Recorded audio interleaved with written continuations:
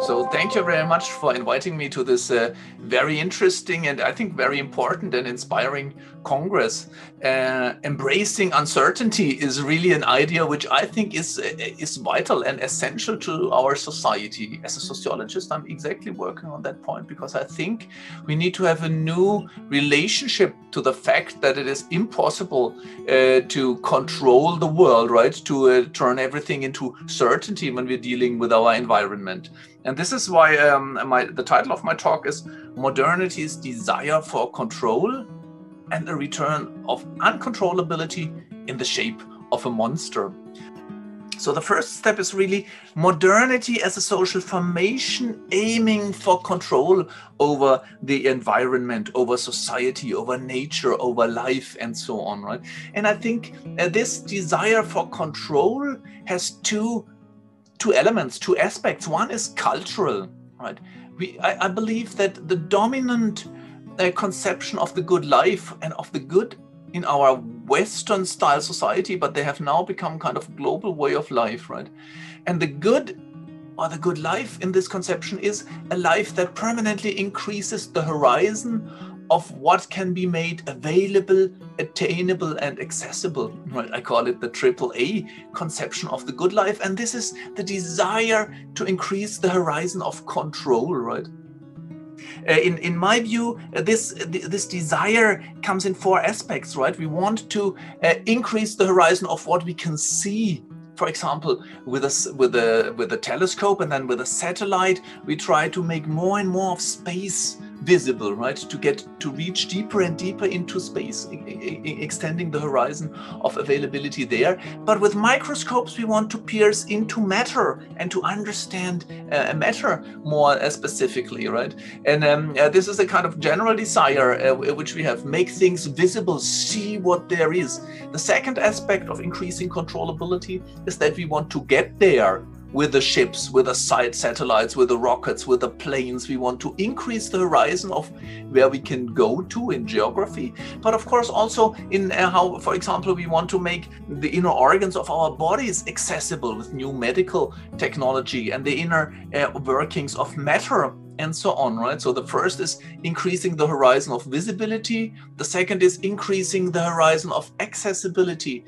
And then, of course, once we are there, for example, think of the movement which led to the imperial and colonial movements all over the world, right? So the Europeans at first started to send their ships all over the earth to see what is there, and then they wanted to make it accessible, get there, and then trying to get control over the territory and the land, right? So the third element of controllability or disponibility is the attempt to gain control over things, gain control over the workings of our body, gain control over the workings of matter, and political control and so on. And in the fourth step, of course, we want to use the things we get access to, right? So there is a kind of cultural drive to increase the horizon of what we can make available, attainable, and accessible. And this, by the way, is why money is so attractive in our modern world, right? The more money you have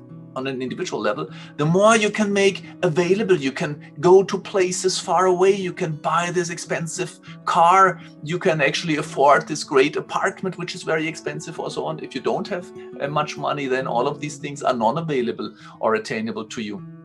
And it's the same logic with technology, right?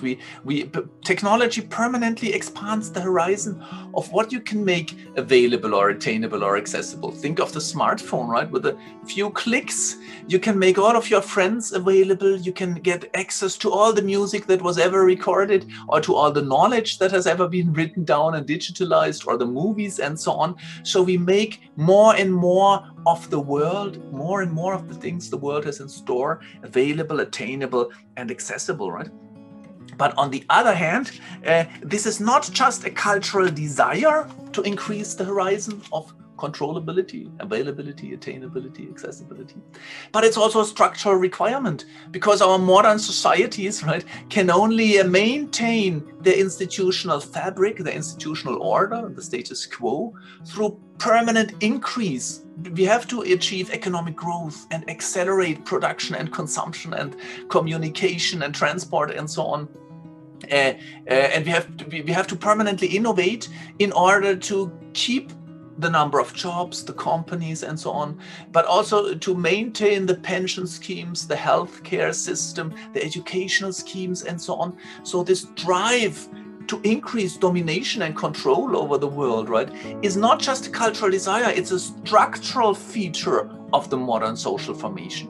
So really what we as actually in our kind of world system, right, the modern social formation have established is in a kind of, it's a stance of what I call aggression towards the world. We permanently have to increase our hold over nature with extractive industries. It's quite aggressive, right? You see it in Chile, for example, quite strongly in the desert, where we try to extract more and more of Earth's resources and use them and so on and control them.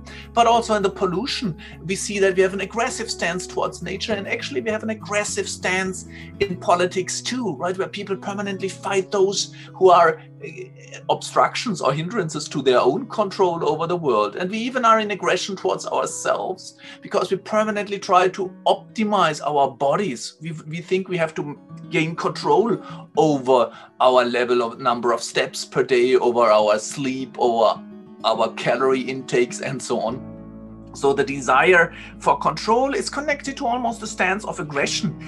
But now, and this is the second thing I want to tell you, the second step, the interesting thing, the most interesting thing is that this has a paradoxical flip side. By trying to increase control over the world, we actually lose it.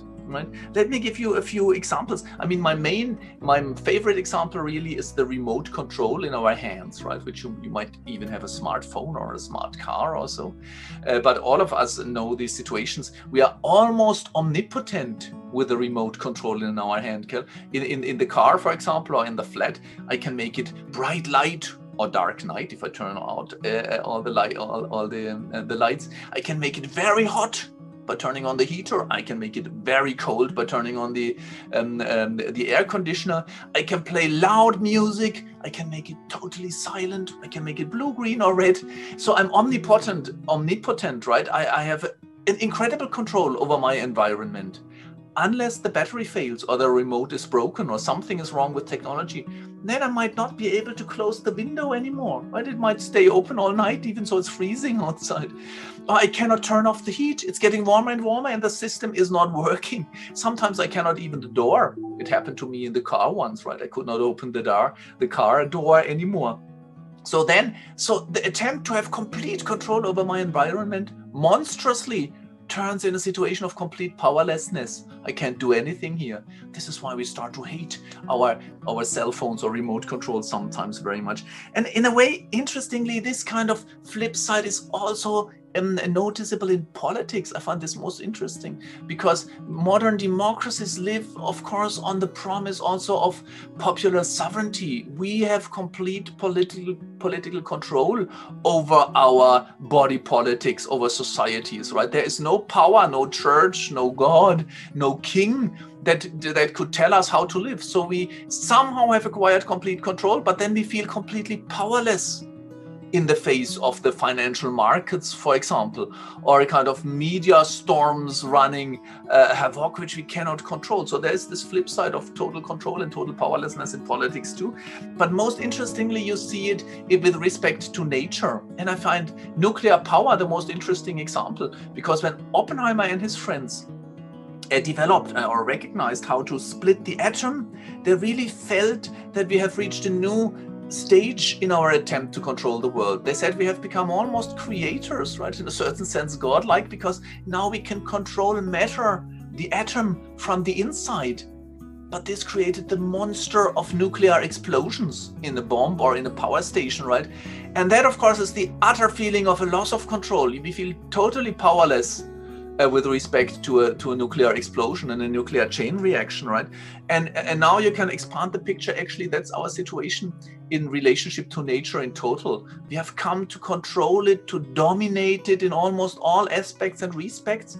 But now we realize what we do is we destroy it, right? And with climate change, with global warming, we are the powerless victims, right? There's nothing we seem to be able to do against nature if it takes revenge, as some say, right? With tsunamis and hurricanes and glaciers melting away and so on. So my claim is there's always this strange dialectical movement between increasing our powers of domination and control, increasing the horizon of the available, the attainable, and the accessible, and then losing it. And this loss is also felt in our individual lives when we realize we cannot plan our way into the future anymore. The world has become chaotic. And now, and that's the third thing I want to tell you, right? The COVID crisis seems to me to epitomize exactly this situation, because the new coronavirus is really the symbol and the symptom of the monster of uncontrollability. Actually, it is a monster of uncontrollability. Why? Well, because we don't have scientific control over it. We have not yet explored it. We do not have medical control over it, right? We don't have a vaccine against it. We are starting to develop one now, but it took quite some time. We don't have a medicine to cure it. So we don't have medical control. We don't have scientific and technological control. We cannot politically regulate it. It simply crosses the border and spreads no matter what we do. We feel totally powerless with respect to it. And even we can't foresee the economic consequences and so on. But when I say that COVID or the coronavirus is really epitomizing, it's kind of a manifestation of a loss of control, right, of uncontrollability.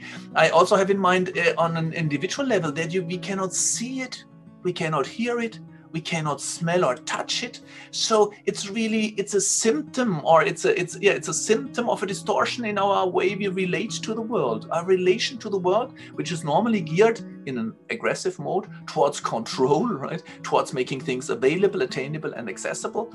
This is it's perverted by the crisis, by the virus, because we cannot control it. I cannot make it available, attainable, and accessible, and it might already be inside my body or in the body of my children or so on, and I don't even know it. So it's the monster of non-controllability, and as such a symbol and a symptom of the things which have gone wrong, which are wrong with the modern social formation. So what should we do, or what can we do about it? Well, I only have a few minutes left, right? My idea is we need to have a new relationship towards Earth, towards the world, towards nature, even towards ourselves.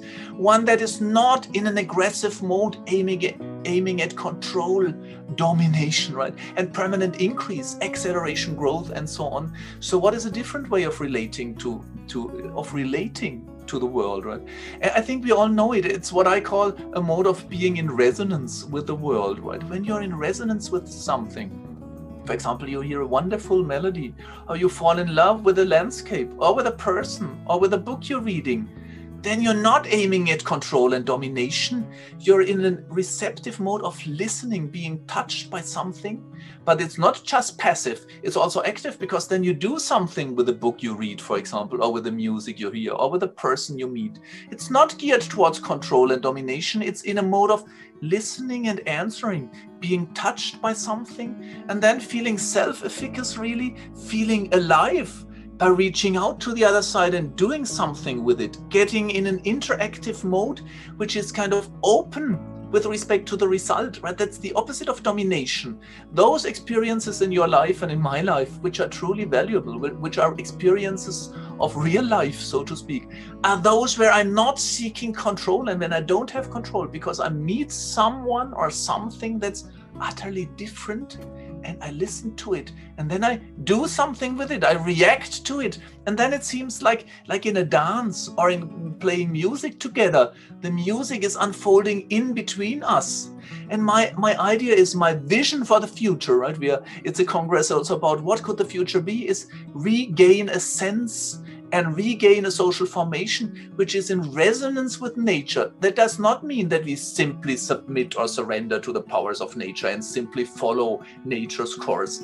Being in resonance with nature means answering it, right? Listening to what is there, developing an ethics of care, which means preserve the things which are valuable, which are speaking to us, but then also reacting to it. And that means changing it in some senses. And I think this idea of resonance can be used for political encounters, listening to those who have other opinions, other beliefs, or other policies, and then engage with them, answering them. And that can mean that certainly includes bitter controversies and conflicts, right?